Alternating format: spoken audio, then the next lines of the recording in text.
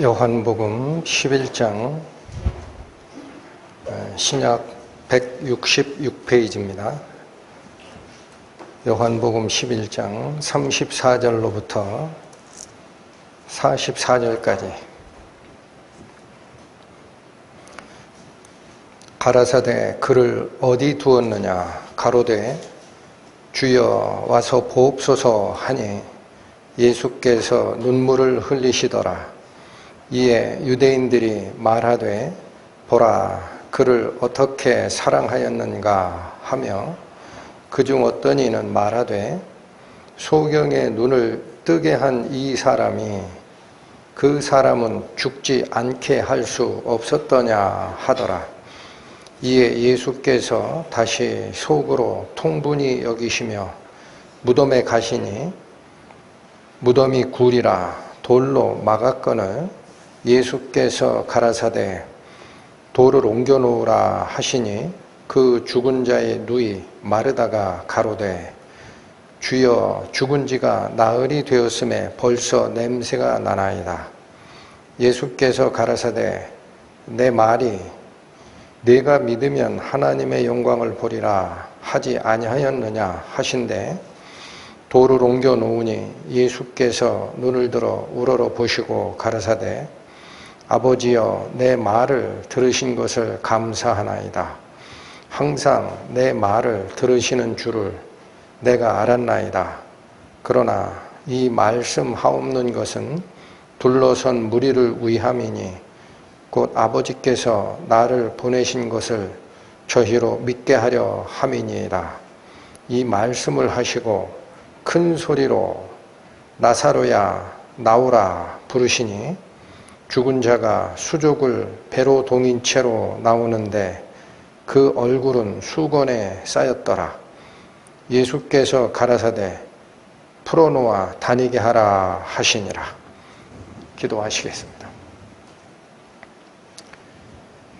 하나님 아버지, 오늘 또 저희를 위해 준비하신 하나님의 꼴, 그 음식을 감사히 먹는 저희 될 수 있도록 인도하여 주시고 그 꼴을 먹고 기운이 빠졌거나 낙심한 저희 양들이 하나님의 사랑으로 다시 힘을 얻고 당신의 복음을 가슴에 새기고 힘차게 일어나는 시간 될 수 있도록 은혜를 더하여 주옵소서.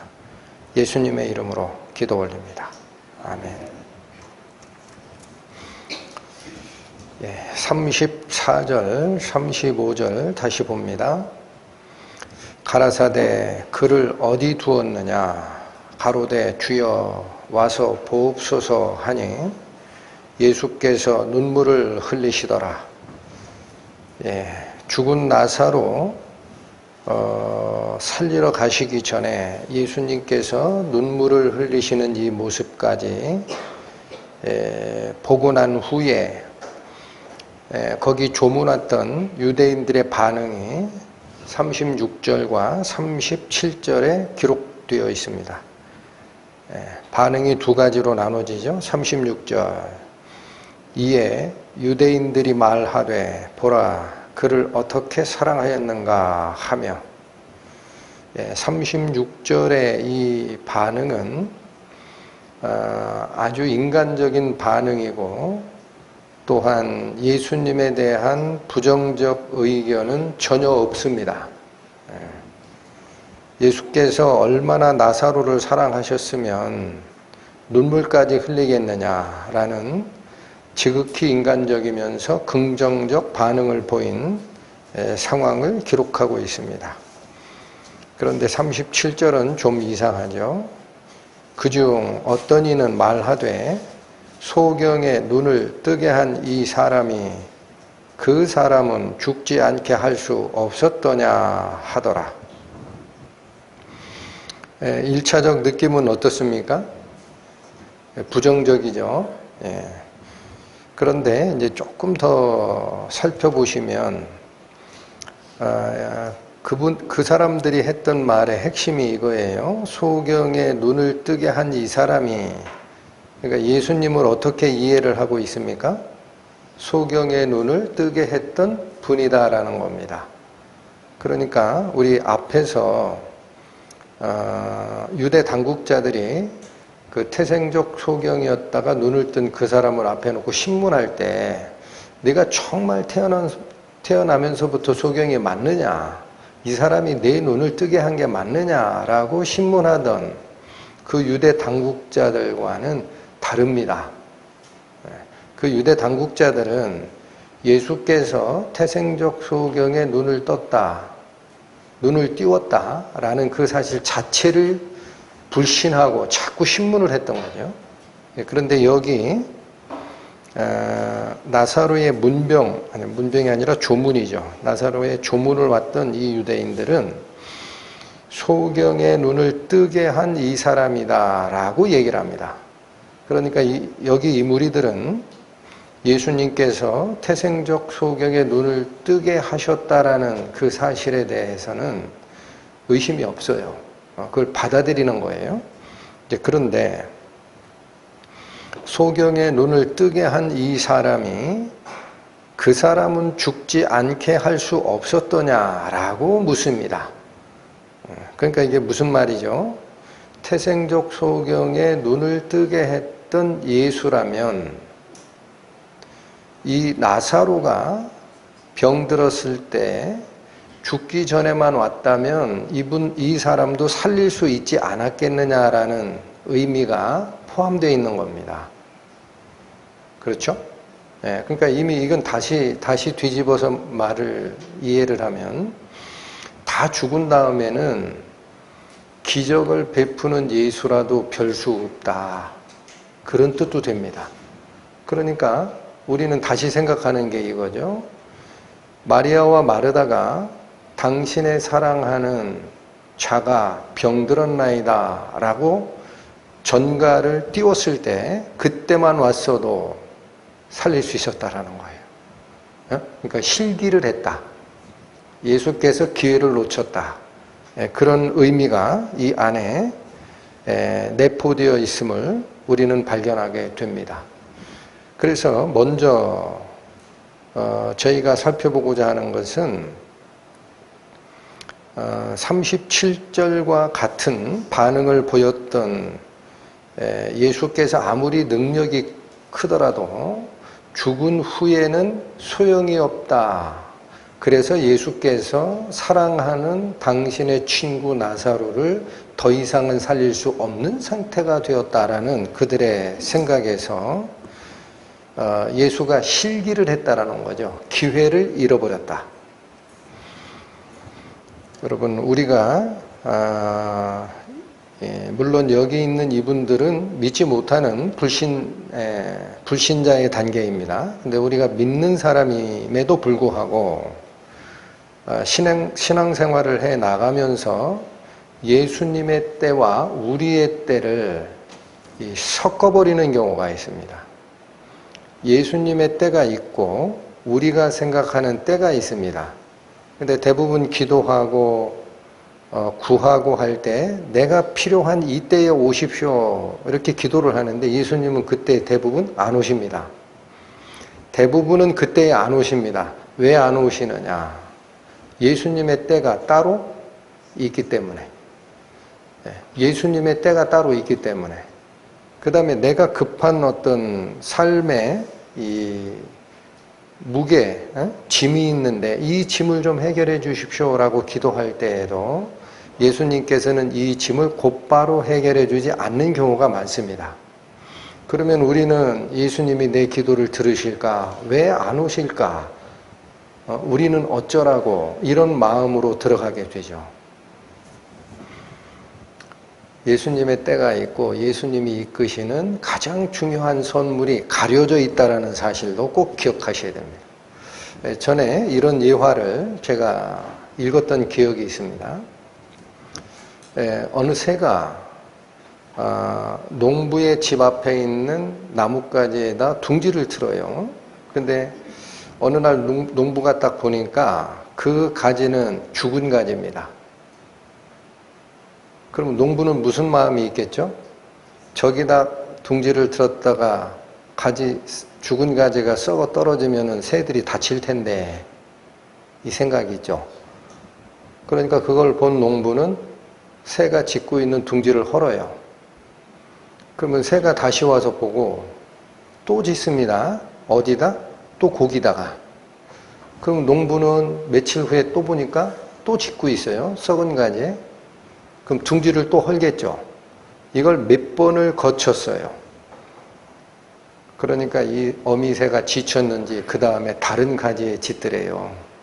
농부가 빙그레 웃었다라는 겁니다. 그게 우리와 예수님 간의 보는 시각의 차이입니다. 왜 자꾸 나한테 고난을 주느냐 이거예요. 열어주시면 될 것 같은데, 근데 예수님이 보시기에는 더 멀리 보시는 거예요. 그걸 너에게 허락하면 내가 앞으로 고난을 당할 걸 내가 아는데 내가 어떻게 허락을 하겠느냐. 할렐루야. 이게 믿음입니다.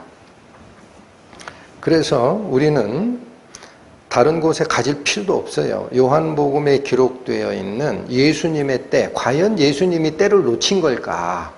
자기의 사랑하시는 자 나사로를 살릴 수 있는 기회를 놓친 것일까? 그게 맞을까? 한번 보실까요? 요한복음 2장 가십니다. 144페이지. 요한복음 2장 3절과 4절. 포도주가 모자란지라 예수의 어머니가 예수에게 이르되 저희에게 포도주가 없다 하니. 자, 여기는 예수님의 모친 마리아와의 대화이지만 우리는 항상 우리가 무슨 일을 해 나갈 때 이 필요한 게 있어요. 필요한 거. 근데 그 필요한 게 없으면은 이것 좀 해결해 주십시오 하고 주님을 불러요. 근데 예수님 답변 어떻죠? 4절. 예수께서 가라사대 여자여 나와 무슨 상관이 있나이까? 내 때가 아직 이르지 못하였나이다. 여러분, 예수님이 생각하는 때와 예수님의 모친 되는 마리아가 급하게 생각하는 때가 같다 다르다. 동생들도 마찬가지입니다. 7장으로 가보십니다. 155페이지 7장 3절부터 보십니다. 그 형제들이 예수께 이르되 당신의 행하는 일을 제자들도 보게 여기를 떠나 유대로 가소서. 스스로 나타나기를 구하면서 묻혀서 일하는 사람이 없나니 이 일을 행하려 하거든 자신을 세상에 나타내소서 하니. 자, 여기 예수님의 육신의 동생들도 이 초막절의 상황이죠. 우리 형이 자기가 메시아라고 얘기를 하고 일을 하고 다니는데 시골 촌구석 나사렛 동네만 왔다리 갔다리 하고 유대 당국자가 있는 예루살렘 본통에는 올라갈 생각을 안 해요. 그러니까 동생들 생각이 어때요? 아니, 입신양면 하시려면은 본통에 나가셔서 대놓고 하셔야지. 제자들 몇 명 모여놓고 이 나사렛 동네 이 구석쟁이에서 이러고 있으시면 누가 알아줍니까? 그 얘기를 한 거거든요. 그러니까 예수님 뭐라고 답변하셨죠? 5절. 이는 그 형제들이라도 예수를 믿지 아니함이로라. 그러니까 여기 다시 보세요. 예수님의 육신의 동생들의 입을 통해서 기록된 말씀이지만 우리가 신앙생활을 할 때 있죠. 우리가 생각하는 거하고 예수님께서 움직이지 않으시는 모습을 보았을 때 왜 저러실까라는 거는 불신인 거예요. 동생들이 이 반응을 보인 게 이유를 뭐라고 하죠? 5절. 이는 그 형제들이라도 예수를 믿지 아니하였기 때문이다. 여러분, 어떤 일이 있든 어떤 시기적인 그 고민이 있든 간에 주님께서 생각하는 바와 내가 생각하는 바가 다를 때 항상 주께서 오르시다라는 마음을 잊지 않는 우리가 됐으면 합니다. 항상 그렇습니다. 6절. 예수께서 가라사대 내 때는 아직 이르지 아니하였거니와 너희 때는 늘 준비되어 있느니라. 항상 3차원 공간의 세계, 내가 몸담고 있는 이 세상에서 급하게 생각하는 문제를 예수님이 해결을 안 해주시고 하면 사람들은 어떻게 해요? 왜 해결 안 해주실까? 근데 예수님의 답변은 똑같아요. 뭐라고 하세요? 그냥 내 때가 아직 아니야. 너희가 생각하는 때가 정확한 때가 아니다.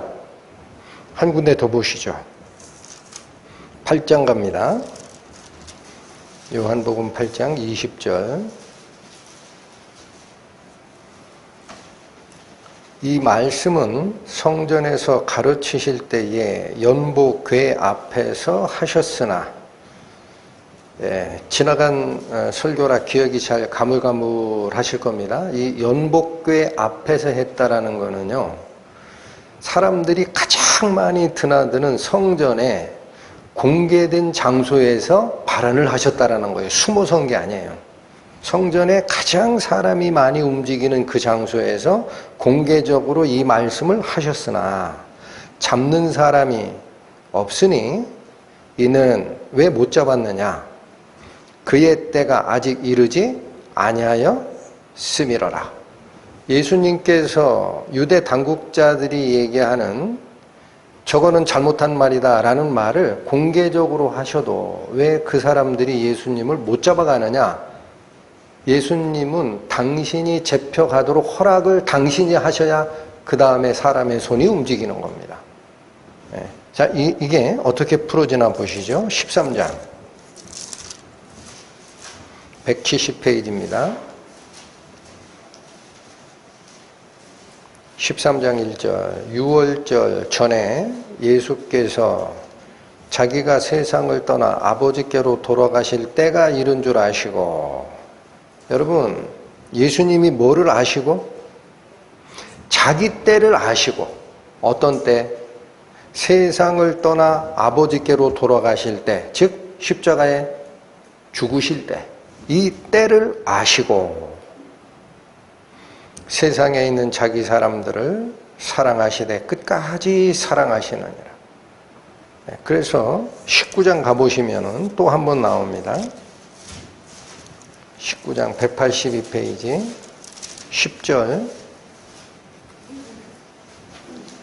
11절 두 절을 봅니다. 빌라도가 가로되 내게 말하지 아니하느냐 내가 너를 놓을 권세도 있고 십자가에 못 박을 권세도 있는 줄 알지 못하느냐. 이게 뭐냐면 빌라도는 예수님한테 네 변명을 좀 해라 그랬어요. 네 변명을 좀 해라. 여기 대제사장과 그의 사주를 받은 사람들이 자꾸 너보고 죽을 죄를 줬으니까 나한테 죽여달라고 얘기하는데 넌 왜 네 변명을 안 하지? 내가 사용 언도 권한이 있는 걸 모르느냐? 이렇게 얘기했을 때입니다. 11절 예수께서 대답하시되 위에서 주지 아니하셨다면 나를 해할 권세가 없었으리니. 그렇습니다. 아무리 로마 황제의 재판 권한을 이어받아서 그 자리에 서 있는 로마 총독이라 하더라도 그렇습니다. 아무리 위대한 인간의 권력이 이 총독의 자리를 허락했더라도 그런 얘기입니다. 그렇더라도 위에서 주지 아니하셨다면 나를 해할 권세가 없었을 것이다. 그러므로 나를 네게 넘겨준 자의 죄는 더 크니라. 자, 그래서 본문으로 다시 돌아오십니다.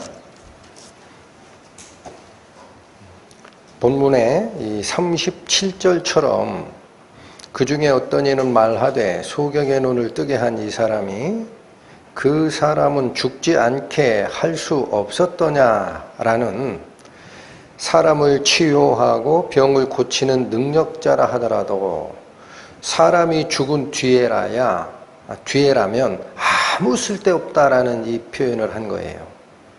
그럼 여러분 36절은 긍정적 공감을 보였던 사람이라 제가 그렇게 표현을 했고 37절은 부정적 공감을 했던 무리들이다라고 얘기를 했는데 36절에 반응을 했던 사람이나 37절에 반응을 했던 사람이나 모르는 게 있습니다.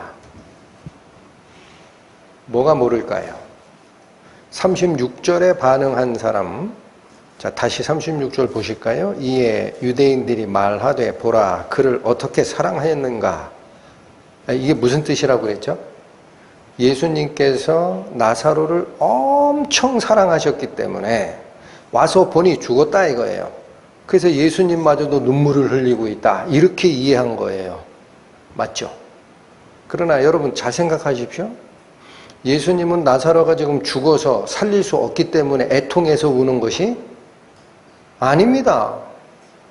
그건 사람 생각이죠. 예수님은 당신이 살리러 오신 거예요. 근데 뭐가 애통해요? 그렇죠. 그러니까 이 두 가지 반응을 보였던 이 분들은 아직도 뭐를 이해를 못하는 거죠? 예, 사람이 건널 수 없는 깊고 깊은 사망의 골짜기를 이 예수라 하더라도 결코 어쩔 수 없다. 그래서 어떤 사람은 사랑하는 나사로를 잃었기 때문에 울고 있다. 어떤 사람은 진작에 오지. 이렇게 반응을 보인 거예요. 그게 우리 사람의 생각의 한계입니다. 자, 이 한계를 예수님께서 다 아셨을 겁니다. 38절에 예수님이 이렇게 반응을 보입니다. 이에 예수께서 다시 속으로 통분히 여기셨다라고 합니다. 여러분 여기서 말하는 통분히 여기셨다. 이건 지난 설교에서 설명을 드렸습니다. 분을 냈다라는 거예요. 예수께서. 그래서 이 분의 원인과 대상이 뭐라고 그랬죠? 예수께서 왜 분을 내세요? 사람에 대한 분이 아니라 그랬어요. 사람이 그토록 절망하는, 한 번 건너가면 다시 올 수 없는 죽음의 강, 이 앞에서 절망하고 종로로 타는 그 사람들의 안타까움에 원인 제공자가 누구다? 우리 사람을 그 사망 속으로 이끌어가는 사탄과 사망 자체에 대해서 하나님께서 의로운 분노를 나타내신 겁니다. 다시 한번 드러내는 겁니다. 두 반응을 듣고 나서 사람들이 가지고 있는 죽음에 대한 절망, 이걸 다시 확인한 후에 예수님께서는 죽음과 그 죽음을 가져오게 한 원인 제공자 사탄에 대한 분노를 다시 느끼시고, 그런 뜻입니다. 이게 통분히 여기시고 라는 의미입니다. 그 다음 어떻게 하셨죠? 통분히 여기시며 38절 무덤으로 가십니다. 여러분 여기 이 모습은 바로 그 사람을 억매고 사람을 그렇게 안타깝게 슬프게 하는 그 죽음을 이제는 예수님께서 대면하러 어디 앞으로 가시는 거예요? 무덤으로. 죽음을 폐하시려 출정하시는 예수님의 모습입니다. 무덤으로 가시니 무덤이 굴이라 돌로 막았거늘. 여러분 여기 별것도 아닌 것 같지만 38절에 돌로 막았거늘이라는 이 표현 잘 좀 봐주시기 바랍니다. 막혔거늘 막았거늘. 그러면 그게 무슨 뜻이죠? 자연 상태에요? 인위적으로 사람이 뭘 갖다 놓은 겁니까? 그렇습니다. 단어 하나에 좀 주의를 해주셔야 됩니다. 막았다라는 거예요. 그래서 39절 가시죠. 예수께서 가라사대 돌을 옮겨 놓으라 하시니. 자, 그냥 문맥적으로 읽어갈 땐 뭐 특별한 게 없어 보입니다. 그런데 여기 한번 생각해 보시죠. 죽은 나사로를 말씀 한마디로 일으켜 세우시는 예수님입니다. 맞죠? 그러면 그 굴려 막아놓은 돌 무덤의 그 입구, 그거 뭐하러 옮겨 놓으라고 하실까? 예수님 말 한마디면 옮겨가는데, 그렇죠? 예수님이 그 능력이 없는 분 아니에요. 그냥 가셔가지고 돌아 옮겨져라 그러면 옮겨질 거 아니야. 그렇죠? 네, 그런데 여기 뭐라고 하느냐? 예수님이 옮겨놓질 않습니다. 이 사람이 막아놓은 돌문은 방해물이에요, 방해물. 그걸 예수께서 뭐라고 얘기하신다? 너희들이 옮겨 놓으라. 너희들이 옮겨 놓아야 될 부분이 있다. 그래야 무덤 속에 죽어있는 나사로가 무덤 밖에서 외치는 예수님의 음성을 듣게 되는 거예요. 이걸 막아내는 장애물이 누가 설치한 거다? 사람이. 그 장애물은 너희가 옮겨놓으라 라고 합니다. 이게 복음의 원리입니다. 그 장애물, 예수 그리스도의 음성이 들어가야 살아날 죽은 자의 위치와 예수께서 말씀하시는 위치 사이에 사람이 막아놓은 문, 이것은 예수께서 옮기질 않습니다. 너희 보고 이 돌을 치우라. 자, 다시 보시죠. 예수께서 가라사대 돌을 옮겨 놓으라 하시니 그 죽은 자의 누이 마르다가 가로되 주여 죽은 지가 나흘이 되었음에 벌써 냄새가 나나이다. 여러분, 지난 회차에 살폈던 거지만 이 마르다는 알에 대해서 얘기했습니다. 다시 보시죠. 22절. 그러나 나는 이제라도 주께서 무엇이든지 하나님께 구하시는 것을 하나님이 주실 줄 아나이다. 그러니까 문맥상으로 하면은 예수님께서 여기 계셨다면 우리 오라비가 죽지 아니하였으리다. 그러나 나는 이제라도 주께서 하나님께 구하는 것이면 무엇이든지 주실 줄 아나이다. 이 말은 지금이라도 살려내라 하면 살려낼 줄 아나이다. 이렇게 연결되어야 하는데 그게 아니었었어요. 왜 그래요? 23절 예수께서 가라사대 네 오라비가 다시 살리라 그랬더니 24절 마르다가 가로되 뭐라 그래요? 마지막 부활 때는 그럴 줄 내가 압니다. 이렇게 얘기하잖아요. 그러니까 이게 뭐냐면 우리의 삶을 직접 이끌어 가시는 살아있는 말씀으로서의 예수님을 몰라요. 경험한 적이 없어요. 그러니까 종교적 지식을 가지고 쭉 얘기하던 이 마르다가 너무 안타까우니까 예수님께서 그 지식의 결박을 풀어내시려고 믿음으로 이끌어 가셨어요. 기억하시죠? 그 뭐라고 그랬어요? 25절 예수께서 가라사대 나는 부활이요 생명이니 나를 믿는 자는 죽어도 살겠고 무릇 살아서 나를 믿는 자는 영원히 죽지 아니하리니 이것을 네가 아느냐가 아니고 이것을 네가 믿느냐. 그래서 그 귀한 신앙 고백, 뭐라고 나오는 신앙 고백이죠? 주는 그리스도시요 세상에 오시는 하나님의 아들이신 줄 내가 믿나이다 라는 이 고백을 끌어냈음에도 불구하고 지금 이 자리 나사로가 묻힌 무덤 앞에서 예수님이 실행명령을 내렸을 때 돌을 옮겨놓으라 라는 실행명령을 내렸을 때 마르다는 신앙 고백처럼 움직였습니까? 자기 생각으로 돌아갔습니까? 자기 생각으로 돌아가 버렸어요. 그래서 뭐라고 얘기합니까?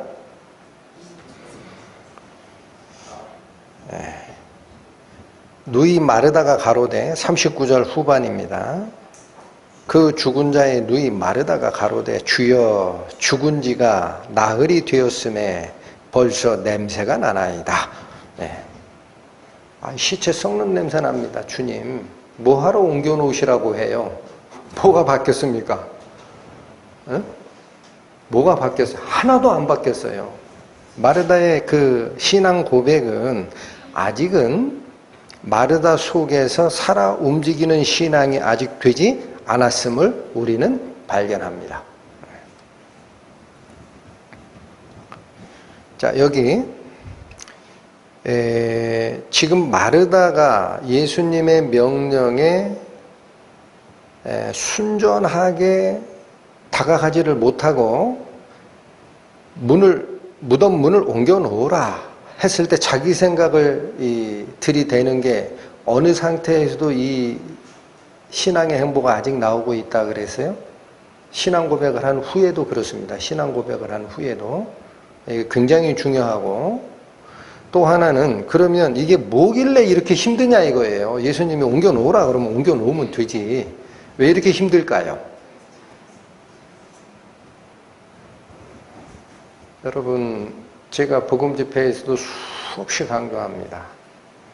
하나님의 은혜는 악한 자든 의로운 자든 하나님은 비를 같이 내리십니다. 그렇죠? 예. 신실한 자든 불신자든 간에 하나님의 햇볕은 같이 내리쬐입니다. 그런데 왜 누구는 비의 고마움을 알고 은혜를 깨닫고 누구는 아직도 불신 상태에 있을까? 하나님이 잘못한 게 있을까? 하나님은 잘못하신 게 없어요. 왜 그 햇빛과 비가 나한테 안 옵니까? 왜 안 옵니까? 사람이 가려놓은 게 있기 때문에. 근데 그건 하나님이 치워주시질 않아요. 내가 치우라 그래요. 내가 치우라. 나의 은혜의 빛이 네 마음속으로 들어가기 위해서는 내가 막아놓은 내 마음의 문을 열라. 그건 내가 여는 게 아니야. 얘들아, 내가 열어야 되는 게 있어. 할렐루야. 계시록 3장 가십니다.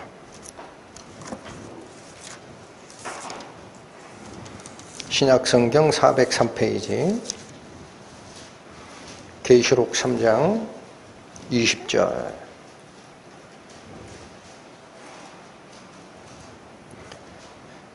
볼지어다 내가 문 밖에 서서 두드리노니 누구든지 내 음성을 듣고 문을 열면 내가 그에게로 들어가 그로 더불어 먹고 그는 나로 더불어 먹으리라. 여러분, 예수님께서 하실 수 있는 방법은 말씀이신 이 성경을 통해 내가 다른 곳에 있지 아니하다. 내 마음은 바로 밖에서 지금 내 문을 놓고 하고 있다. 정신 차려라. 들어라. 여기까지입니다. 여기까지. 근데 못 깨닫는 이유는 뭐예요? 내 소리를 듣고 어떻게 하면? 문을 열면 그 후에 내가 너에게 들어갈 거야.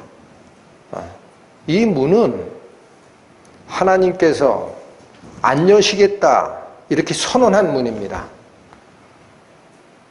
이 문은 하나님께서 안 여시겠다 선언한 문이에요. 누가 열어야 돼요? 본인이 열어야 됩니다. 본인이 문을 열라. 막아놓은 문을 열라.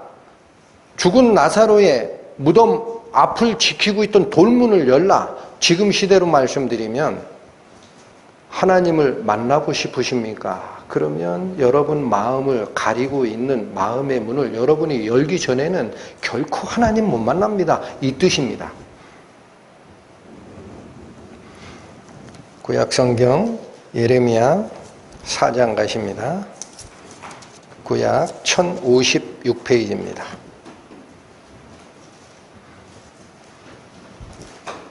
예레미야 4장 4절 말씀.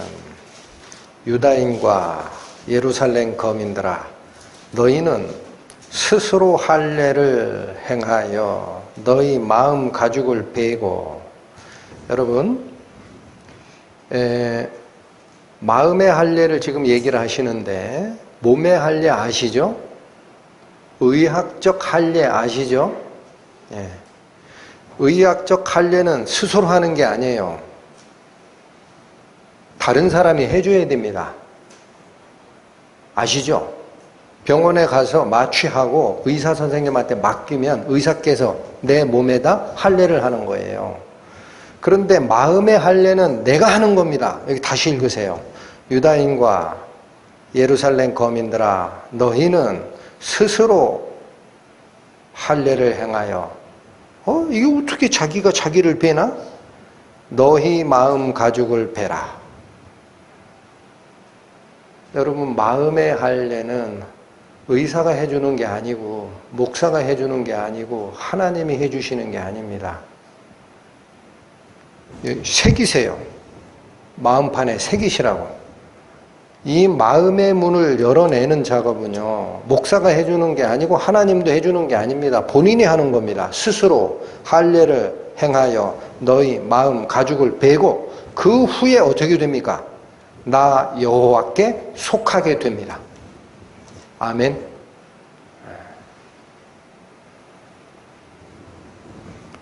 오늘 본문으로 다시 돌아오시겠습니다. 요한복음 11장 39절 말씀 다시 읽습니다. 예수께서 가라사대 돌을 옮겨 놓으라 하시니 그 죽은 자의 누이 마르다가 가로되 주여 죽은 지가 나흘이 되었음에 벌써 냄새가 나나이다. 아까 설명을 드렸습니다. 예수님의 말씀이 죽은 자에게 들어가기 위해서도 그 죽은 자와 예수님 사이를 가로막고 있는 돌문을 옮겨 놓는 일은 사람이 해야 되는 거예요. 마음의 문을 옮겨 놓는 거는 누가 해야 된다 그랬어요? 계시록과 예레미야서에 내 스스로 하라. 그런데 저는 다른 시각에서 봅니다. 신앙 고백을 했던 마르다, 신앙 고백을 했던 마르다가 이 반대를 하고 있다는 게 저는 너무나 우리한테 새길 부분이 있구나라는 느낌을 줬습니다. 우리가 신앙 고백을 하고 예수님을 쫓아가지만 구원받을 때 들었던 음성 말고 신앙생활 중에서 들어야 하는 예수님의 음성을 우리가 여전히 막고 있구나라는 거예요. 근데 뭐가 막을까? 뭐가 막서? 여기 마르다처럼 자기 생각이 막습니다. 예수님 말씀이 딱 들리면은요, 아멘 하고 딱 행동에 옮기지를 못하고 자기 생각이에요. 주여 죽은 지가 나흘이 되매 벌써 냄새가 나나이다. 자기 생각이 앞서요. 그래서 신앙생활의 최대의 적은 옆에 있는 성도가 아니고 신앙생활의 최대의 적은 마귀도 아닙니다. 신앙생활의 최대의 적은 내 마음입니다. 이게 우리의 신앙의 싸움입니다. 어찌하면 자기 생각을 드러내는 이거를 깨부실까? 어찌하면 이 마음을 하나님 앞에 내려놓고 절구통에 담아서 가루로 만들어 날려버릴까? 여러분 고린도전서 8장 말씀 살피고 옵니다. 신약 272페이지. 고린도전서 8장 1절부터 3절까지 살피겠습니다. 우상의 제물에 대하여는 우리가 다 지식이 있는 줄을 아나. 여러분 이 말이 무슨 말이죠? 우상의 제물에 대해서는 우리가 다 지식이 있다라는 이 말이 무슨 말이죠?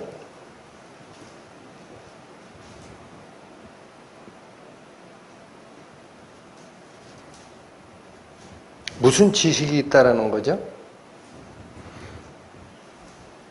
4절 말씀으로 갑니다.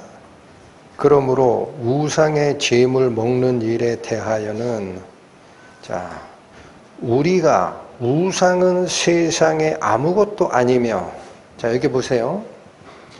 불교 믿는 분들이 있다 가정합니다. 그럼 그 불상 만들어 놓고 그 밑에 절하죠. 그러면 그 불상이 전에 살다 죽었던 고타마 시달타 그 부처 아니죠. 이거 왜 만들었어요? 가짜예요. 이걸 안다는 거예요. 우상은 세상에 아무것도 아니에요. 헛것이에요. 사람 손으로 만든 거예요. 이걸 우리가 알아요. 또한 하나님은 한 분밖에 없는 줄 아노라.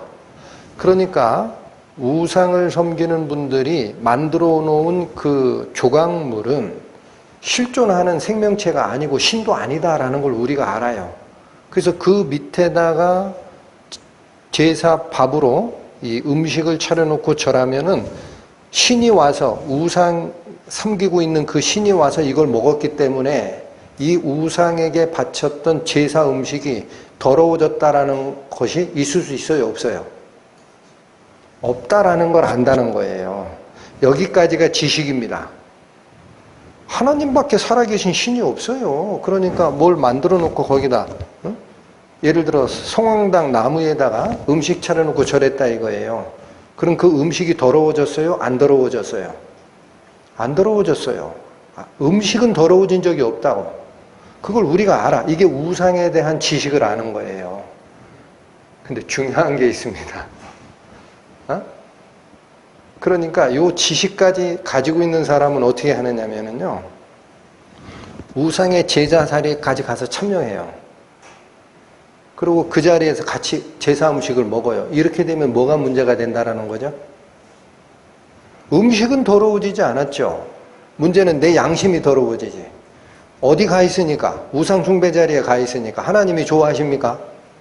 그러니까 이 말이 그 뜻입니다. 우상의 제물에 대하여는 우리가 다 지식이 있는 줄 아나 그 지식을 쫓아가면 보세요. 지식은 교만하게 하며 사랑은 덕을 세우나니 그 지식을 쫓아가면 야 이거 음식 더러워진 게 아니구나 하고 가서 막 먹어버리면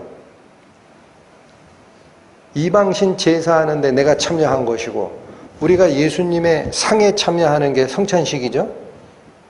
그러면 그게 예수님의 피와 살을 상징하는 거지 예수님의 피와 살이 아니에요. 응? 그러나 그 자리에 들어가 있음으로써 예수님의 가르침과 예수님의 교훈에 내가 연합됐다라는 뜻입니다. 그러니까 그 제물, 음식물은 더러워지지 않지만 그 자리에 가 있으면은 뭐랑 같이 연합된 게 돼요? 우상 숭배와 연합된 거죠. 그러니까 단편적 지식만 가지고 나는 자유롭다 하고 그 지식을 가지고 행한 자가 교만하게 돼서 형제 앞에서 우상 숭배 자리에 가서 같이 음식 나눠 먹으면서 믿음이 약한 자가 실족하게 하는 문제가 생긴다라는 얘기입니다. 다시 보세요. 우상의 제물에 대하여는 우리가 다 지식이 있는 줄을 아나 지식은 교만하게 하며 사랑은 덕을 세우나니 여기 두 가지를 완전히 갈라놓으셨습니다. 지식은 어떻게 하는 것이다? 교만케 하는 것이다. 왜? 그 지식대로 행동하려고 하니까. 그런데 반대가 있습니다. 무엇은 덕을 세웁니까? 사랑은 덕을 세웁니다. 이 둘을 갈라치기 했습니다. 성경 말씀이. 그리고 이렇게 얘기하십니다. 2절 만일 누구든지 무엇을 아는 줄로 생각하면 아직도 마땅히 알 것을 알지 못하는 것이라. 이 말이 무슨 말일까요? 자, 여기 다시 한번 방금 설명드렸던 거예요.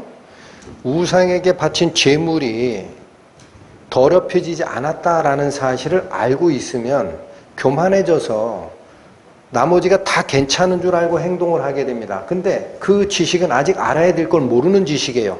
뭐를 몰라요? 음식은 더럽혀지지 않았죠. 그렇다고 그 자리에 가서 제사 자리에 가서 같이 참여하면은 우상 숭배 자리에 연합된 걸 모른다 이거예요. 모른다 이거예요. 응? 자기가 알고 있는 지식 하나를 붙들고 막 행동하다 보면 그 행동으로 인하여 다른 문제가 생기는 걸 알지 못하는 거예요. 3절 봅니다. 또 누구든지 하나님을 사랑하면 이 사람은 하나님의 아시는 바 되었느니라. 여러분 이 2절 3절이요. 1절에서 얘기했던 지식은 교만케 하는 것이요 사랑은 덕을 세우나니 이걸 부연 설명한 겁니다. 지식이 왜 교만케 되느냐? 2절처럼 되는 문제가 생긴다. 네? 그래서 아까 4절처럼 그 우상에게 바쳐진 그 음식은 더럽혀진 게 아니다라는 거예요. 그 지식만 하나 가지고 있으면 어떻게 되냐면 7절처럼 잘못한다라는 거예요. 그러나 이 지식은 사람마다 가지지 못하여 어떤 이들은 지금까지 우상에 대한 습관이 있어 우상의 제물로 알고 먹는 거로 그 양심이 약하여지고 더러워지느니라. 그 다음에 10절 가세요. 지식이 있는 내가 우상의 집에 앉아 먹는 것을 누구든지 보면. 왜 우상의 집에 앉아 먹죠? 음식 더럽히신 게 아니다. 이 지식을 가지고 있으니까 먹어도 돼. 하고 거기 가서 먹는 거예요. 그 보면 약한 자들의 양심이 담력을 얻어 어찌 우상의 제물을 먹게 되지 않겠느냐. 따라하게 됩니다. 그렇죠.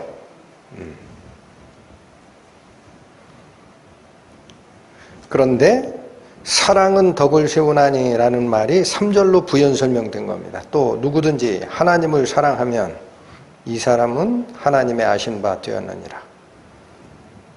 여러분, 저희가 교회라고 모여서 같이 교제하고 하나님 섬기고 하는 과정에 형제 자매 간의 의견이 안 맞고 또 서로 저 형제는 왜 저럴까 이런 판단이 자꾸 들어서고 하는 이런 문제들은 하나님 사랑이 없어서 그래요. 예. 요즘에 제가 더 확실히 느낍니다. 자기가 그런 문제가 자꾸 일어나는 상태가 되면은요, 형제를 보지 마세요. 내가 하나님 진짜 사랑하나를 한번 보세요. 하나님을 사랑하면 형제를 사랑하게 되어 있습니다. 하나님을 비판하지 않으면 형제를 비판하지 않게 되어 있습니다. 이게 덕을 세우는 겁니다. 네. 다시 오늘 본문으로 돌아오시겠습니다. 39절에서 자기 생각, 자기가 가진 지식으로 예수께서 내리신 돌을 옮겨 놓으라 라는 명령을 거부할 뻔했던 이 마르다의 행동이 오늘을 사는 우리 성도들에게도 가르침이 크다라고 제가 생각해서 다시 살펴드렸습니다. 40절로 갑니다. 예수께서 가라사대 내 말이 내가 믿으면 하나님의 영광을 보리라 하지 아니하였느냐.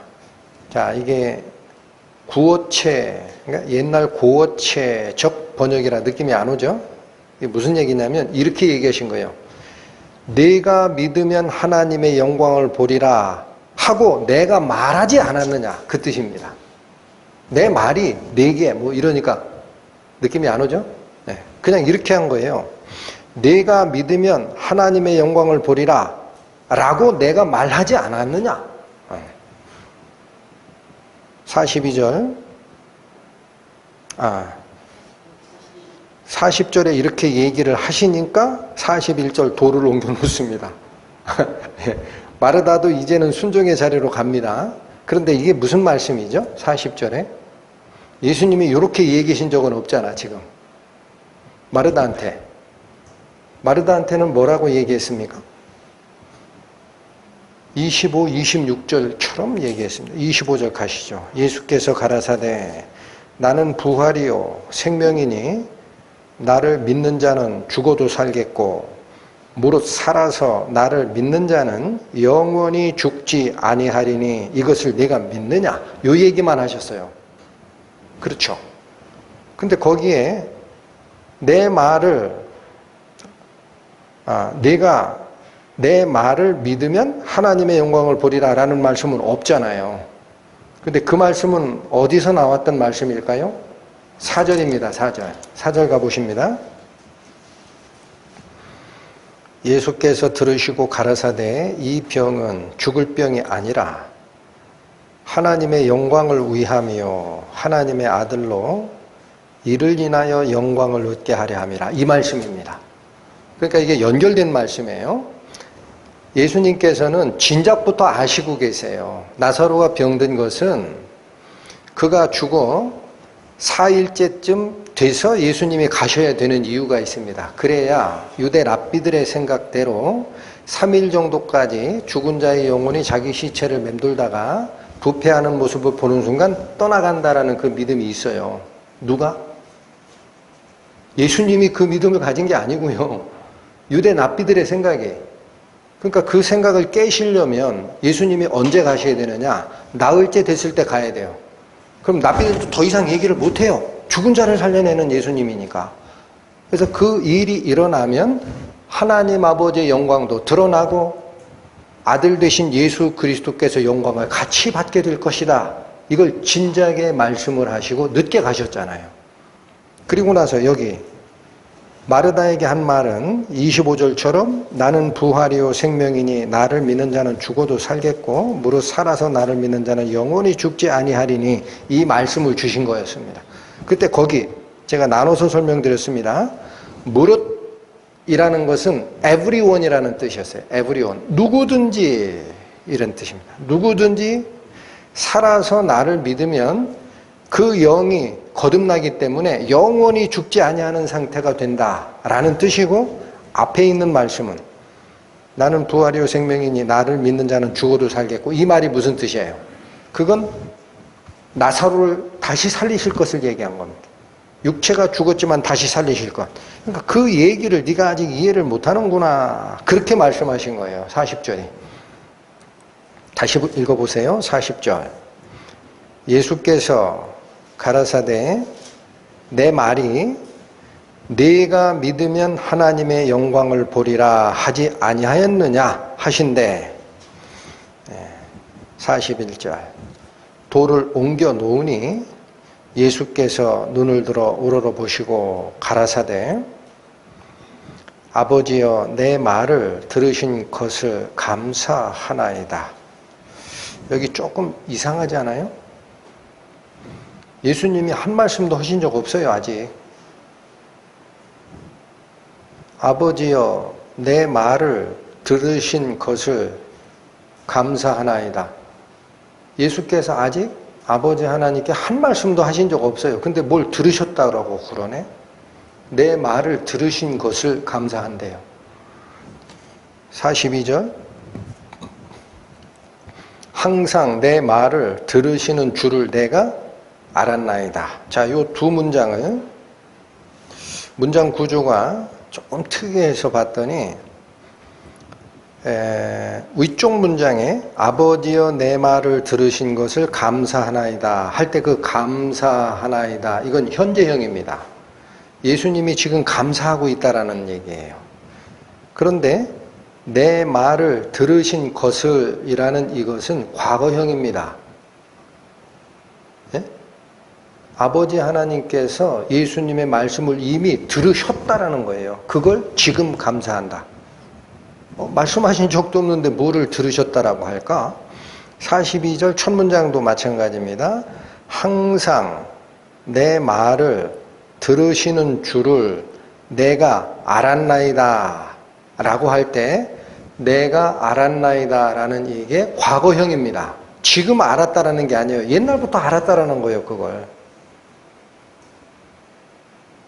이게 뭘 얘기하는 걸까? 여러분, 우리가 예수님께 기도하고 우리가 하나님께 기도할 때는 그때 내가 원하는 것을 올려드립니다. 그렇죠?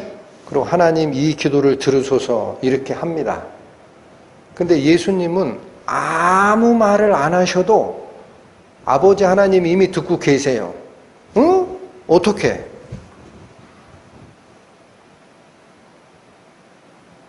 어떻게? 그게 가능합니까? 말을 해야 들을 거 아니야. 이게 왜 가능할까요? 다시 말씀드리면 지금 41절과 42절의 상반절은 하나님께서, 그러니까 예수님께서 나사로를 살리기 위해서 아버지 하나님께 요청의 기도를 한 게 아니라는 거예요. 요청의 기도를 한 게 아니에요. 뭐를 올려드린 거예요? 감사를 올린 겁니다. 감사. 이미 듣고 계셨고 지금도 듣고 있다라는 것을 나는 이미 알고 있다. 그러니 지금 감사합니다 라는 얘기를 한 겁니다. 요청의 기도가 아니라 무슨 기도다? 감사의 기도다. 그럼 왜 예수님은 아버지 하나님께 무슨 일을 할 때마다 요청을 하지 않으셔도 되느냐? 왜 하지 않으셔도 돼요? 예수님이 곧 하나님이시니까. 예수님의 마음이 곧 아버지 하나님의 마음이시니까 굳이 말로 올려드리지 않아도 그 속에 같이 계시니까. 자, 8장. 지난번에 살폈던 것 같습니다. 다시 봅니다. 29절 보세요. 159페이지. 나를 보내시니가 나와 함께 하시도다. 내가 항상 그의 기뻐하시는 일을 행함으로. 여러분, 이 말씀도 자세히 보세요. 예수님이 하시는 모든 행동은 아버지 하나님을 항상 기쁘게 해요? 때로는 자기 멋대로 하는 일이 있어요? 항상 기뻐하는 일만 행하십니다. 그래서 나를 혼자 두지 아니하셨느니라. 아버지 하나님은 항상 예수님 속에 같이 계신 거예요. 그러니까 또 뭐라고 표현했느냐. 14장 172페이지. 14장 10절. 이게 사실은 최종 결론입니다. 여러분, 삼위일체라는 말 자꾸 들으실 거예요. 삼위일체. 위격은 세 분으로 계세요. 성부 하나님, 성자 하나님, 성령 하나님. 근데 그게 일체, 결코 불일치가 없다. 하나로 움직이신다라는 그 의미가 신학용어로는 삼위일체인데 잘 모르시면 요 구절을 꼭 기억하시면 됩니다. 14장 10절. 나는 아버지 안에 있고 아버지는 내 안에 계신 줄을 네가 믿지 아니하느냐. 내가 너희에게 이르는 말이 스스로 하는 것이 아니라 아버지께서 내 안에 계셔 그의 일을 하시는 것이라. 그러면 예수님께서 행하는 그 행동이 아버지 하나님께 항상 기뻐하는 행동이 되게 되고, 예수님께서 뱉어내는 말씀들도 항상 아버지 하나님께서 하시고자 하는 말씀을 뱉는 게 됩니다. 아멘? 내 안에 아버지께서 계셔서 당신의 일을 해 나가고 계시다. 그게 일체라는 거예요. 그러니까 굳이 요청의 기도를 예수님은 드리실 필요가 없었다. 본문으로 돌아오십니다. 42절 다시 읽습니다. 항상 내 말을 들으시는 줄을 내가 알았나이다. 그러나, 자, 이제 이유가 나옵니다. 그러면 성자 하나님과 성부 하나님이 상호 내주하시고 예수님의 입장에서 보면은 아버지 하나님께서 내 안에 계셔서 당신의 일을 이끌어 나가는 거라면 왜 이 기도를 하셨느냐 이거예요. 하지 않으셔도 되지. 그분이 아버지 하나님인데. 자, 이유가 나옵니다. 그러나 이 말씀 하옵는 것은, 이 말씀 감사의 기도를 드린 이유는 둘러선 무리를 위함입니다. 둘러선 무리, 거기 와 있는 사람들을 위해서 이 기도를 입으로 뱉어낸 거예요. 그 무리들이 어떻게 하려고? 자, 곧 이 무리를 위한 게 뭐냐? 곧 아버지께서 나를 보내신 것을 저희로 믿게 하려고. 예수님은 단순 선지자가 아니시구나. 예수님께서 가지고 계신 생각은 항상 아버지 하나님께도 이미 들으셨고 또 지금도 들으시고 불일치가 전혀 없는 그분이 그분의 사자, 종, 하나님께서 하시고자 하는 일을 하는 대리자, 그분이 바로 예수님이시구나. 이거를 둘러선 무리들에게 알게 하려고 입으로 이 기도를 뱉어내셨다.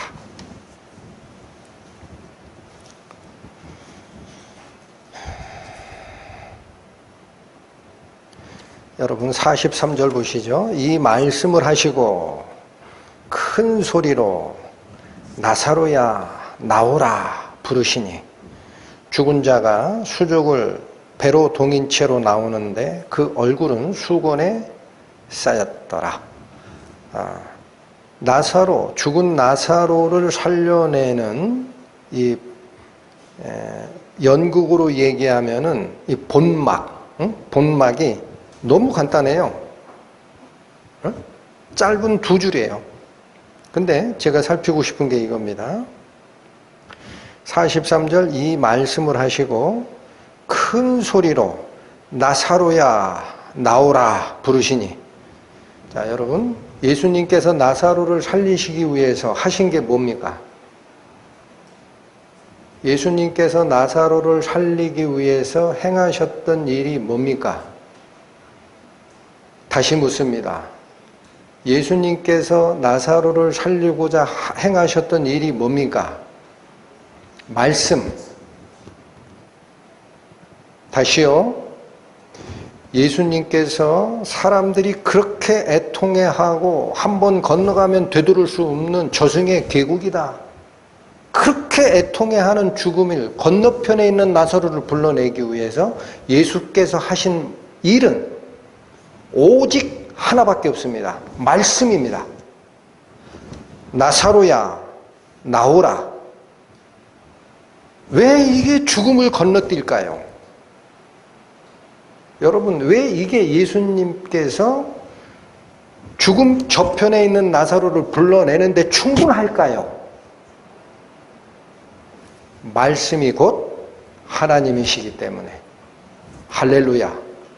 말씀이 곧 하나님이시기 때문에, 그 안에 살아있는 생명의 능력이 있기 때문에, 생명체든 무생물이든 지금 이 세상에 존재하는 피조물이든 영의 세계에 존재하는 피조물이든 살아있는 세계든 죽음 건너편에 있는 세계든 간에 창조주 하나님의 명령에 굴복되지 않을 것은 아무것도 없기 때문에 말씀 한마디면 됩니다. 아멘?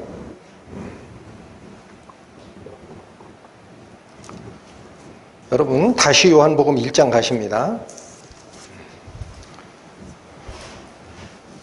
제가 이 어눌한 사람의 입으로 하나님의 복음을 전할 때 항상 속에서 이 간절함이 있어요.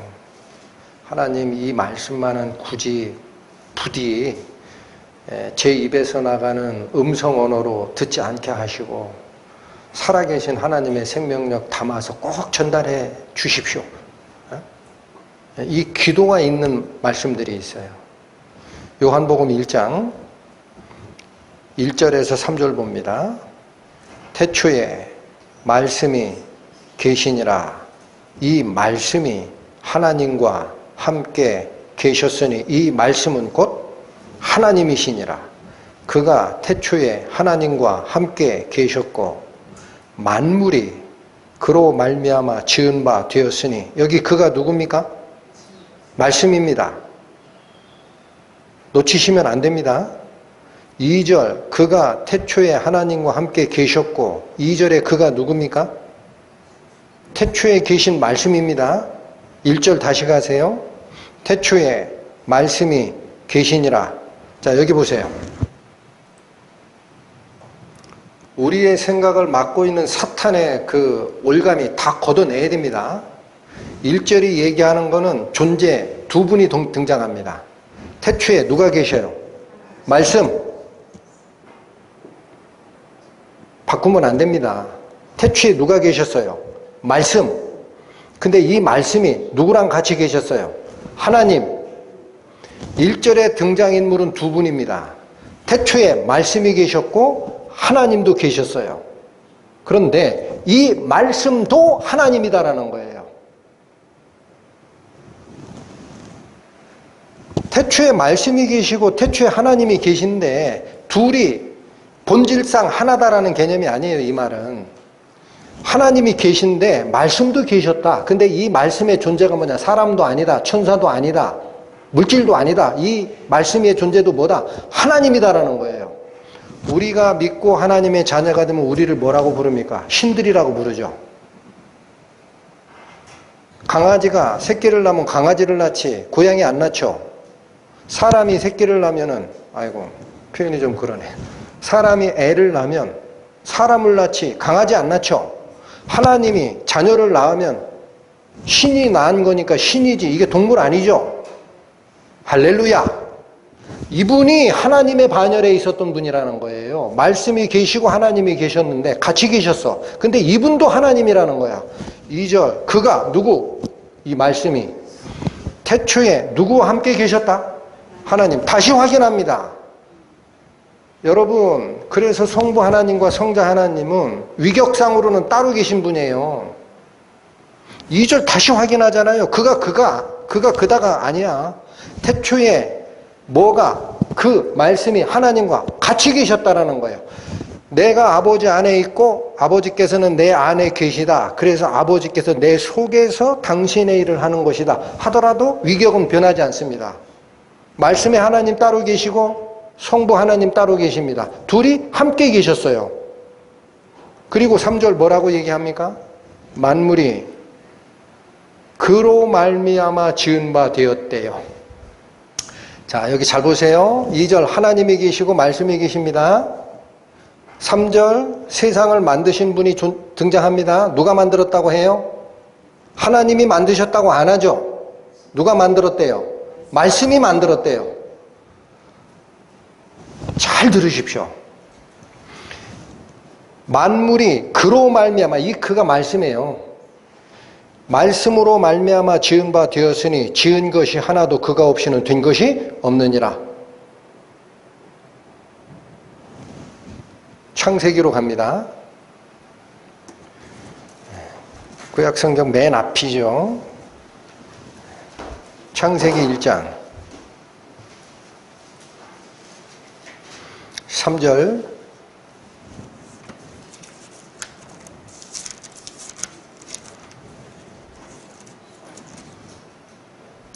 하나님이 가라사대 빛이 있으라 하심에 빛이 있었고 4절 그 빛이 하나님의 보시기에 좋았더라.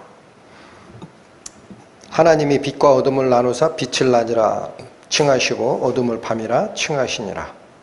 여러분, 빛을 만드실 때 하나님이 뭐만 하셨어요? 뭘 하셨어요? 가라사대 이르셨습니다. 말씀하셨습니다. 그럼 여기 등장하는 게 두 분이 등장하는 거예요. 하나님이 등장하고 말씀이 등장하는 거라고.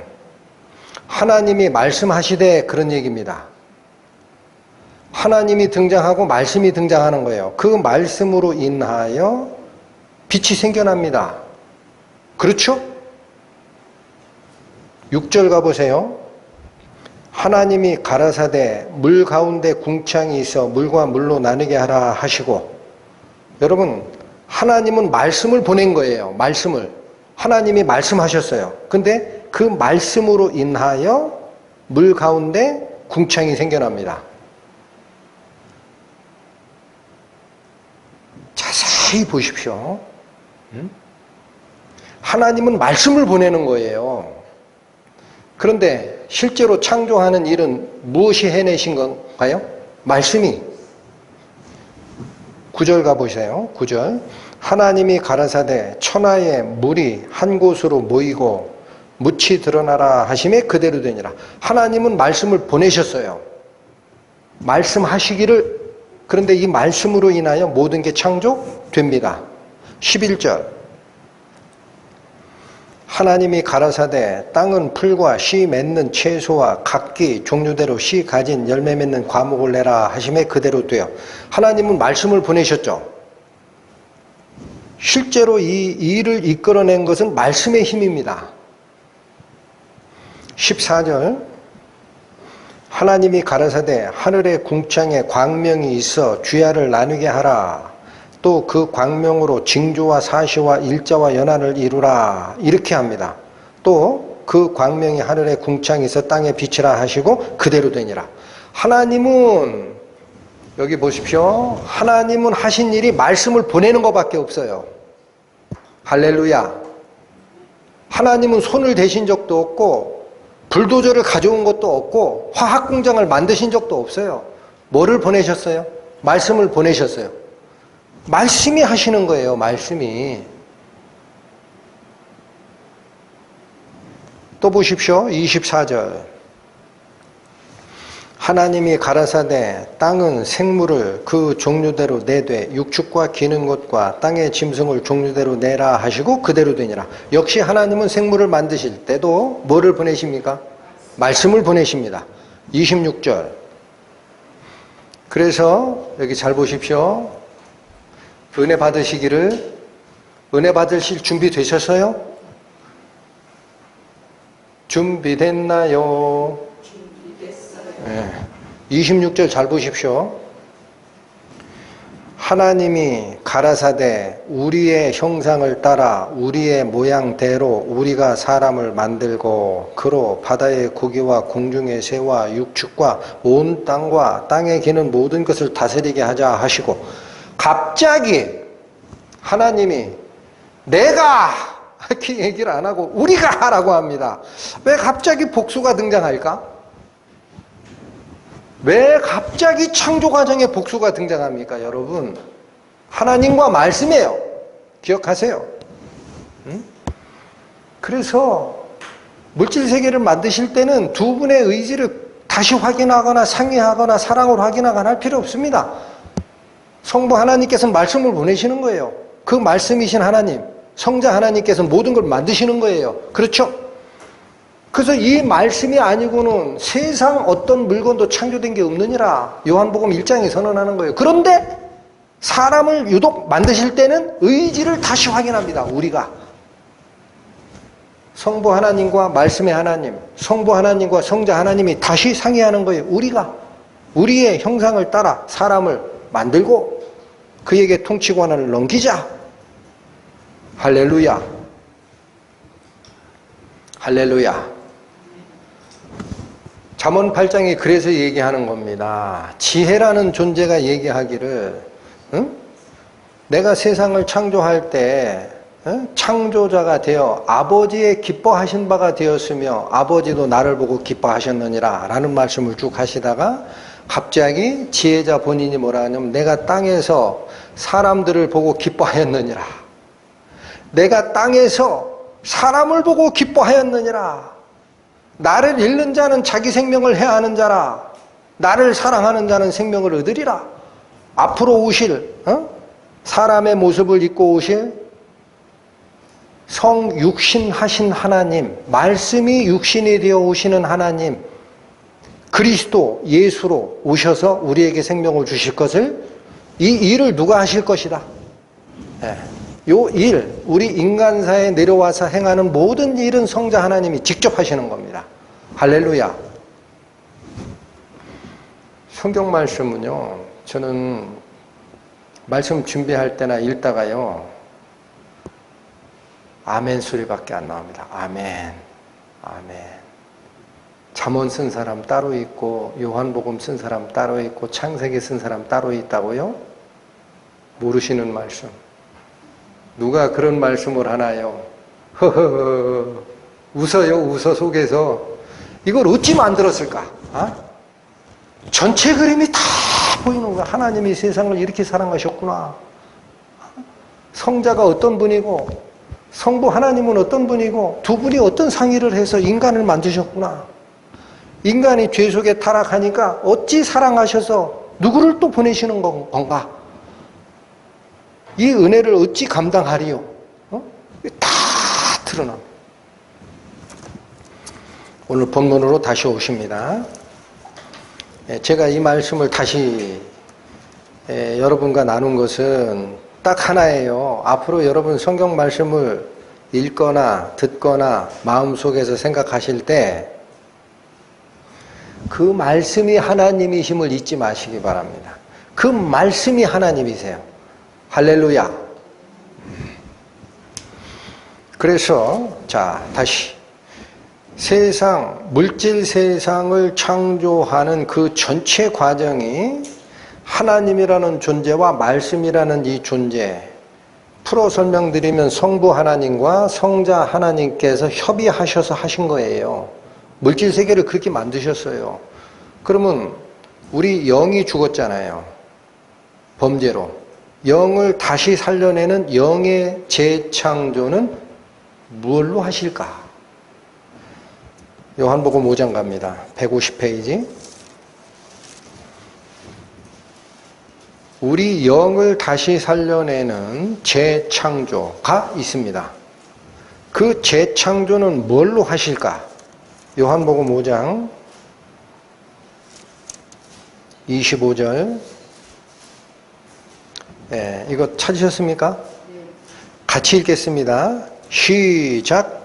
진실로 진실로 너희에게 이르노니 죽은 자들이 하나님의 아들의 음성을 들을 때가 오나니 곧 이때라. 듣는 자는 살아나리라. 하나님의 음성을 들을 때가 오나니, 그렇게 기억하신 분은 미혹된 겁니다.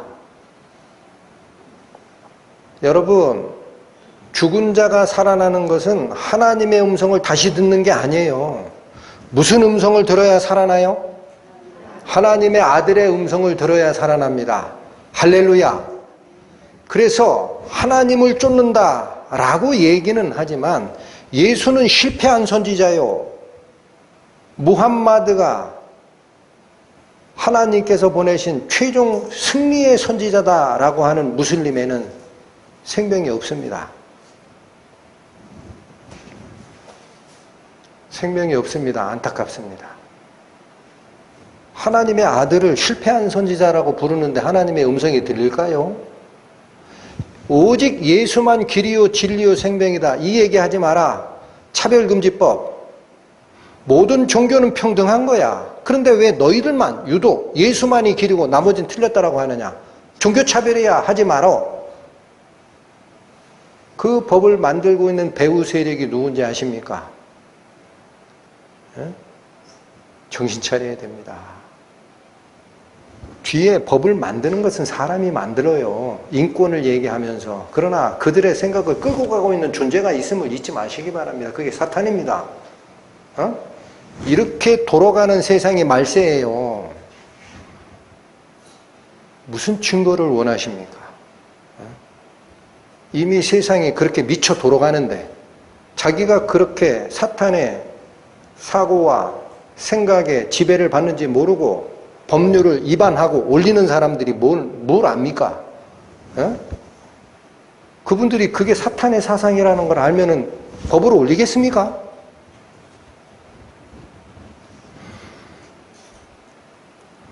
다시 오늘 본문으로 돌아오십니다.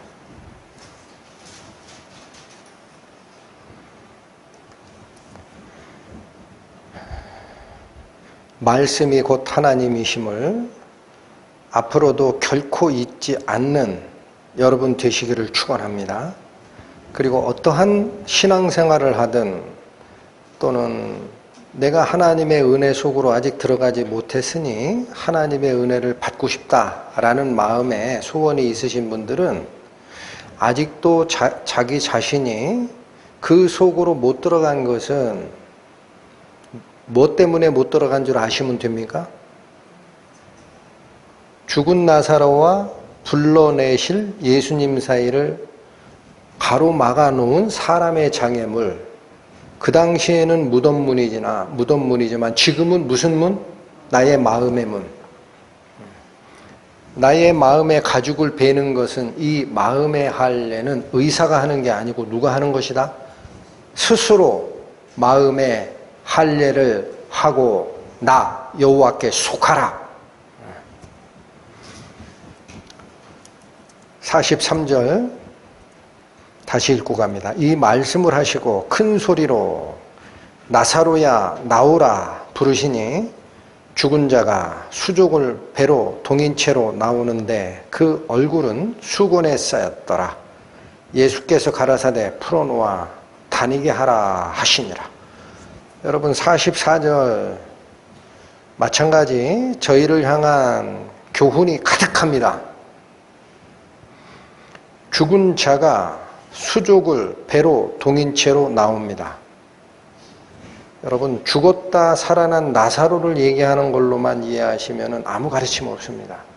우리가 죽었다가 생명의 말씀을 듣고 영이 거듭나서 살아서 나오죠. 아직 수족을 배로 동인 상태라는 사실 잊어버리면 안 됩니다. 여러분 생명은 박동이 됐어요.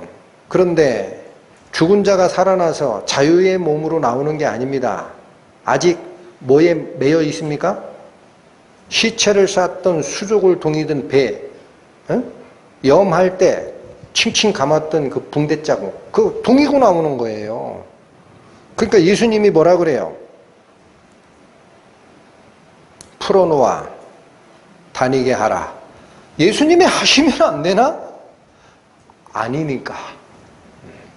여러분, 이것이 우리가 본 어게인, 거듭난 크리스찬이 신앙생활을 해 나가는데 굉장히 중요한 원리입니다.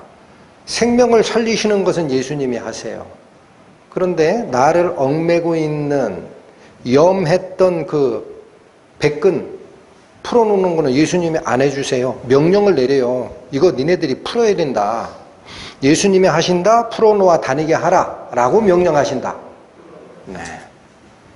이 배를 끌어내는 일이 신앙생활입니다. 아직 묶여 있음을 잊지 마시기 바랍니다. 어디에 묶여 있습니까? 세상의 염려와 재물의 유혹과 기타 욕심에 묶여 있습니다. 마가복음 4장 가시죠. 신약성경 59페이지 보시죠. 마가복음 4장 18절 19절입니다. 또 어떤 이는 가시떨기에 뿌리우는 자니 이들은 말씀을 듣되 세상의 염려와 재리의 유혹과 기타 욕심이 들어와. 여러분, 씨가 땅에 뿌려져서 뿌리가 나고 싹이 났습니다. 살았습니다. 안 살았다고 이해할 이유가 하나도 없어요. 맞죠? 그런데 자세히 보십시오. 세상의 염려와 재리의 유혹과 기타 욕심이 뒤에 들어오는 거예요. 네? 처음부터 있었던 게 아니에요.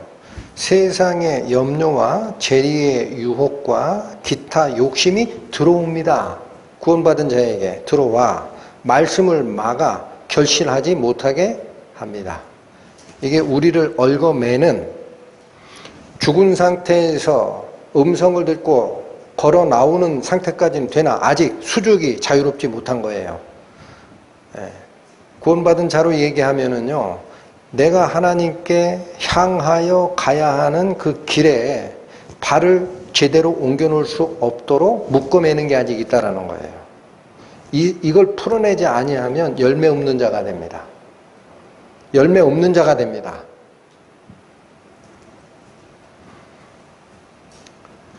여러분, 그래서 복음을 듣고 사람들은 뭐를 자꾸 관심을 쏟느냐면요,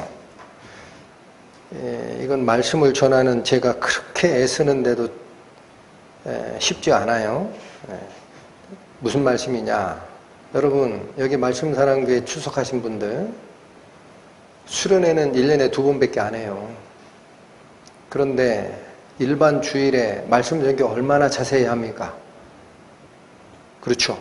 100배는 더 할 거예요. 100배. 근데 그 말씀 설교들을 듣고 나서 뭘 생각하냐면, 구원을 받았나? 이것만 자꾸 생각을 해요. 내가 구원을 받았나? 생활 설교가 나갈 때는 관심이 없어요. 오늘도 그냥 일요일 가서 좋은 말씀 들었다 하고 집에 가신다고. 그러고 나서 생활이 안 바뀌어. 그러면 1년에 2번은 수련회 때 신경 써요. 내가 옛날에 들었던 말씀이 나를 구원한 게 맞나? 하고 다시 그래! 옛날에 들었던 그 말씀이 맞네!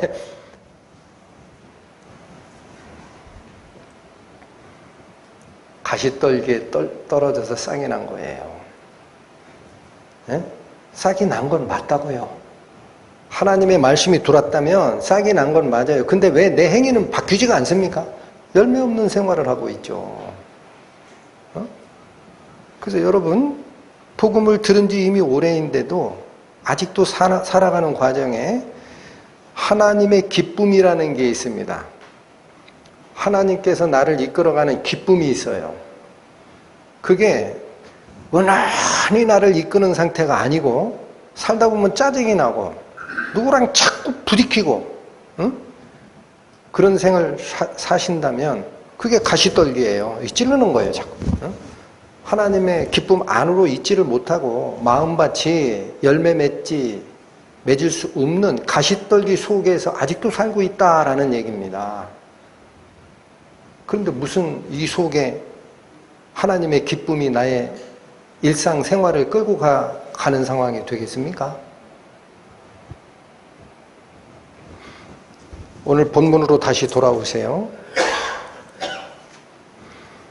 44절 다시 읽습니다. 죽은 자가 수족을 배로 동인 채로 나오는데 그 얼굴은 수건에 쌓였더라. 예수께서 가라사대 풀어놓아 다니게 하라 하시니, 여기 두 가지 말씀이 있습니다.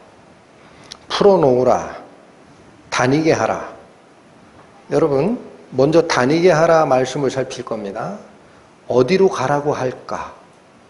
하나님의 말씀을 듣고 거듭난 이 영혼들은 어느 길로 가야 되느냐라는 거예요.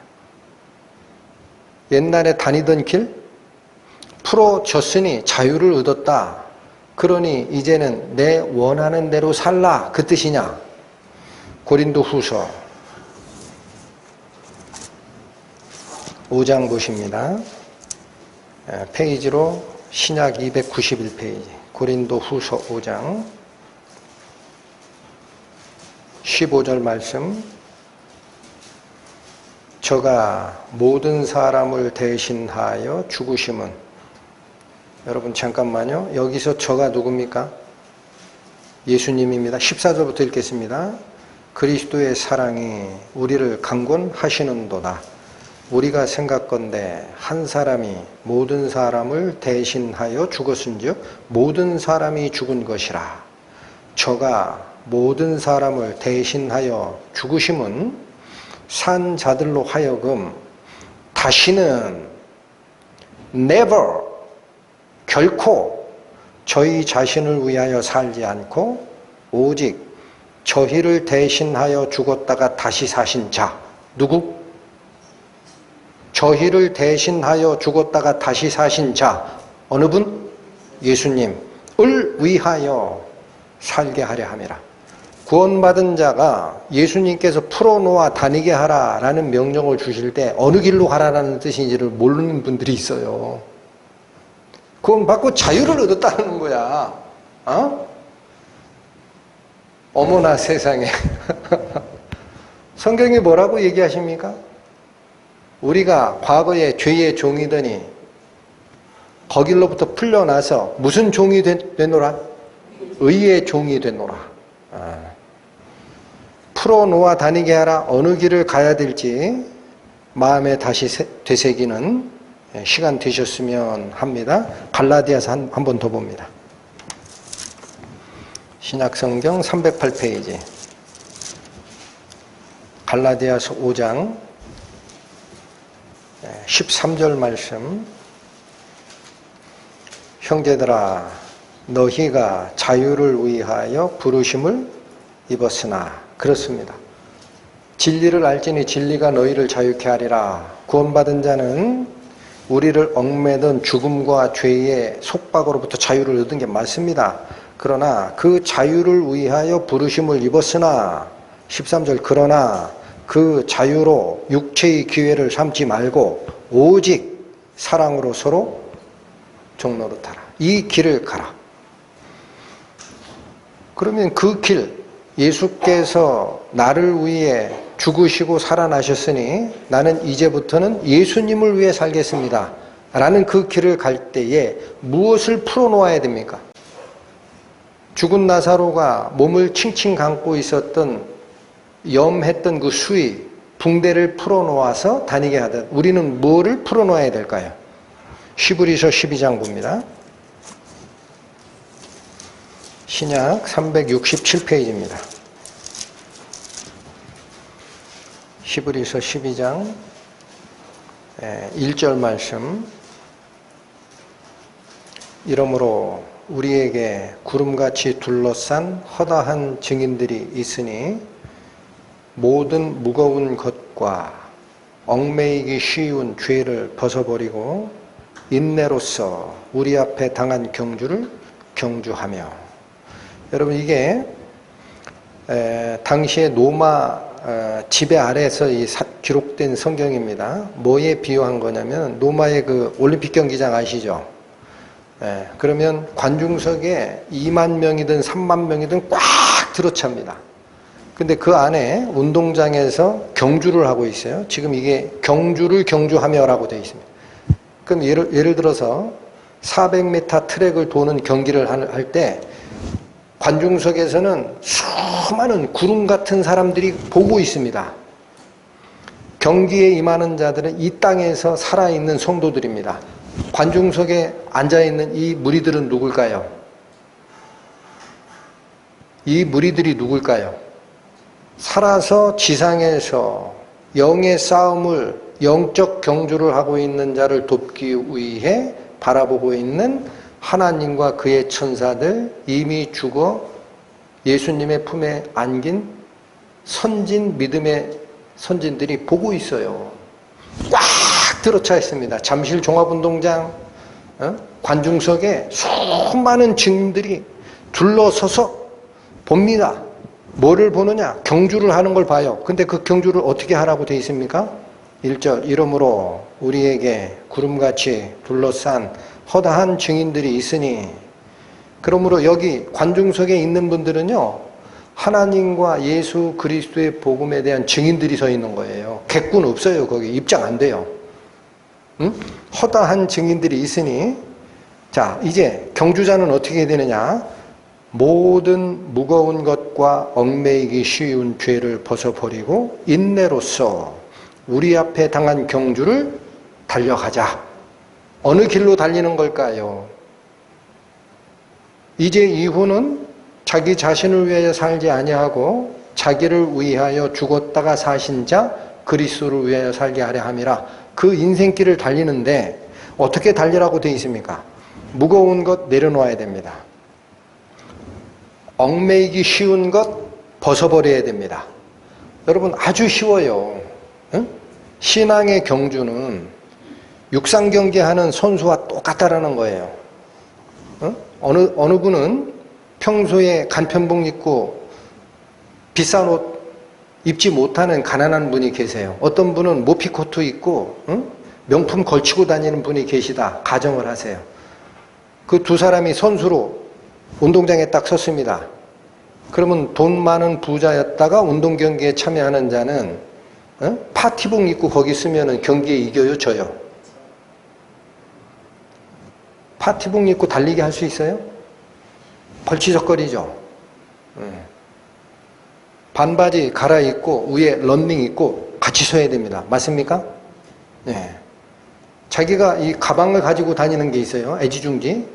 그렇다고 경기장에 딱 섰는데 가방 메고 뛰겠다 그러면 이겨요, 져요? 여러분, 이 말이 그 말입니다. 모든 무거운 것 다 내려놓아야 경주해요. 얽매이기 쉬운 죄, 우리를 이끌고 가는 세상의 염려, 재물의 유혹, 기타 욕심.